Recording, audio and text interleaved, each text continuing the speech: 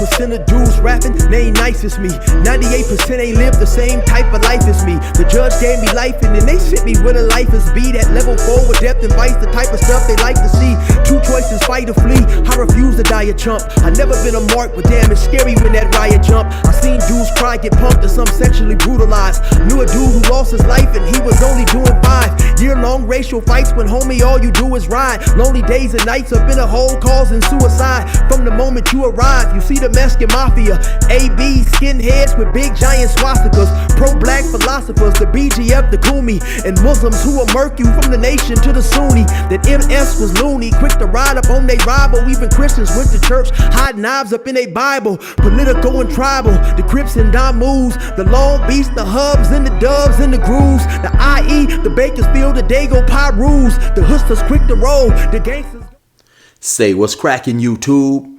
It's your boy 16 to life, and I'm back like I'm on a parole violation. Yard down! Now, for those of y'all that's new to my page, in 1994, I got arrested. I was eventually sentenced to 16 years plus life, and I served 24 years straight in the California prison system. Yeah, that's me gassing right there on the intro. And if you want to get that song, it's available on a 10-song EP. You can get directly from me on digital download, or you still can get it on CD. Hit me up on my email at 16tolifemusic@gmail.com, or you can send me a DM on Instagram at 16DALIFE, all one word, Cashapp, PayPal, or Zelle me $20, and I'm going to get it to you ASAP. Now let's hop right up into this story. So today I'm going to be talking about a prisoner from California who escaped from a prison known as Delano. Now, he escaped last year in December. Now, this dude's name is Cesar Hernandez. He was 34 years old, and he was already sentenced to 80 years to life. So if my memory serves me correct, he was being transferred to court from the prison for a court hearing. Now, I believe he had been caught with a weapon. And so in California, in some situations and some infractions that you happen to catch in prison, the district attorney of whatever county that prison that you are being held in is in has the option to file charges on you. If he chooses to file charges on you, you then will be transferred to a court to face a county charge in that county. And so this is what happened with Cesar Hernandez over a knife. In the course of being transferred to this court hearing, he somehow escaped his leg cuffs and his handcuffs. He eluded the police, he ran away, and he got free. There was a big search going on for him for days and days. And I guess at some point in time, they gave up the search and they was convinced he was no longer in the area. And so now let's think about that for a minute.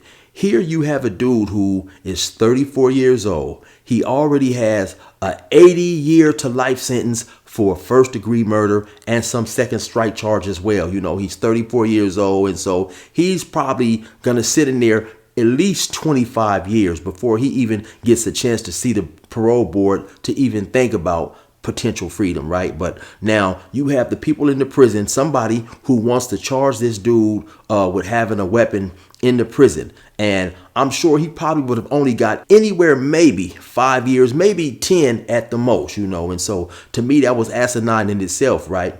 So then in the course of trying to take this guy to court, he escapes. So I guess at some point in time, he makes his way down to Tijuana. And for those of you guys who are not familiar, Tijuana, Mexico is right next to San Diego. You literally can park in San Diego and take a taxi and cross over into Tijuana. So they're extremely close. And so at times you'll have individuals who, when they happen to get in trouble in California, they'll flee to Mexico. And so at some point in time, I guess the Mexican authorities get word that Cesar Hernandez is hiding out in Tijuana, which is something that's normally not necessarily done. A lot of times they'll go deeper into Mexico, but for whatever reason, this individual, Cesar Hernandez, he chose to hang out right there somewhere in Tijuana. And so at some point in time, a team known as the Gringo Hunters,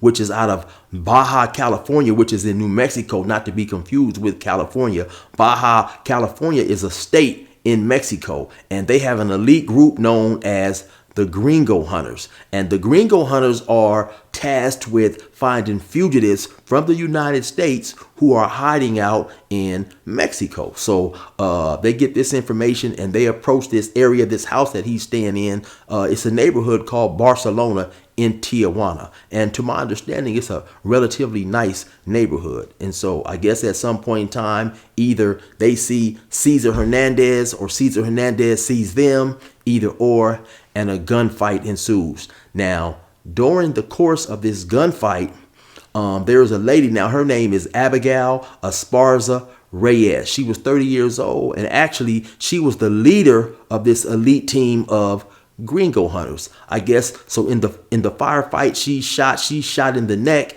and some type of way, once again, Hernandez gets away.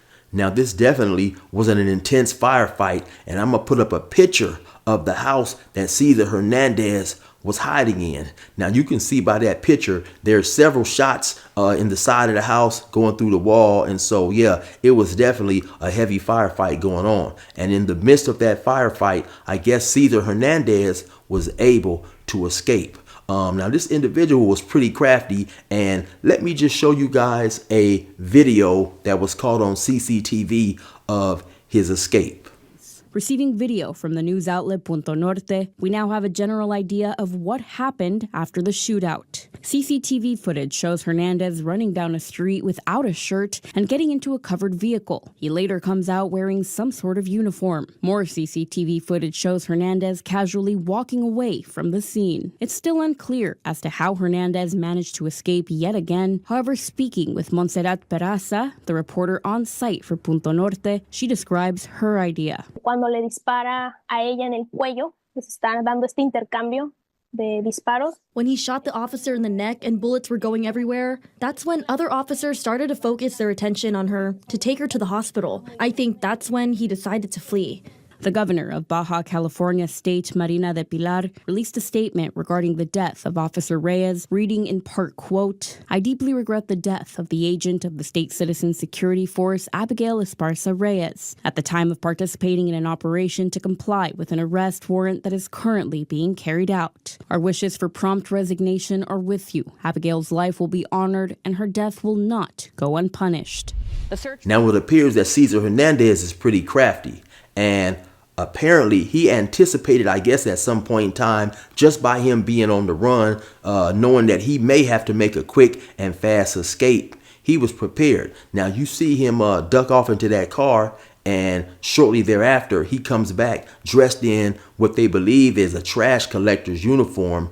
Then he walks down the street, the camera catches him some more, then eventually he gets away, right? And so now, not only is he wanted for the time that he was already facing in California, he's also now wanted for the death of Abigail Esparza Reyes. And so now I'm assuming he's definitely more hyper vigilant than ever, being on the run, and also knowing now that a place that he considered that he was safe in, he is also wanted for the killing of a law enforcement official there. So he definitely has to be pretty nervous right now, extremely hyper vigilant, I'm assuming, and being extremely concerned with being killed before even being captured, because due to the fact that, they know that he's armed and dangerous, and just knowing that he's willing to shoot at law enforcement officials and he's already killed one, I definitely believe they're going to turn the flames up on him. And I'm sure eventually at some point we all going to find out how this turns out.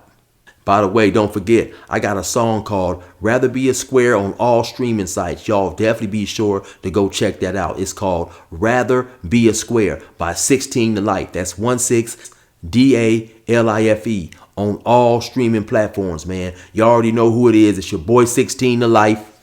Resume normal program.